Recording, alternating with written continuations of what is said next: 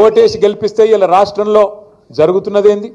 ఒకనాడు మన నినాదం తెలంగాణ ఉద్యమంలో నీళ్లు నిధులు నియామకాలు, నీళ్లు నిధులు నియామకాలు.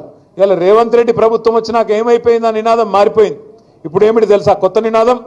బీఆర్ఎస్ మీద నిందలు, బిల్డర్లతో కాంట్రాక్టర్లతో దందాలు, రాహుల్ గాంధీకి చందాలు. నిందలు దందాలు చందాలు, నీళ్లు నిధులు నియామకాలు లేదు, నిందలు దందాలు చందాలు. తెల్లారి లేస్తే ఎవరిని దోసుకోవాలా, ఎవరిని ఎట్లా బెదిరించాలా, ఎవరిని తోలు వలిచి పైసలు వసూలు చేయాలా, ఎట్లా ఢిల్లీకి డబ్బులు పంపాలా. రేవంత్ రెడ్డి గారు మాటల మనిషి అని మనకు ముందే తెలుసు. మాటలు బాగా చెప్తాడు. ఎలక్షన్ల ముందు చాలా చెప్పిండు మాటలు, మీకు యాదుకుండాల. మాటల మనిషి అనుకున్న మానాడు కానీ మూటల మనిషి అని ఇప్పుడు తెలుస్తా ఉన్నది. అప్పుడు చంద్రబాబు నాయుడు మూటలు మోసిండు, యాదుకుండాల మీకు. ఓ నల్ల బ్యాగులో దొరికిండు కదా, యాదుకుందా? ఇప్పుడు ఏమో ఢిల్లీకి మూటలు మోస్తున్నాడు. తేడా ఏమీ లేదు. మాటల మనిషి మూటల మనిషి అయిపోయినాడు.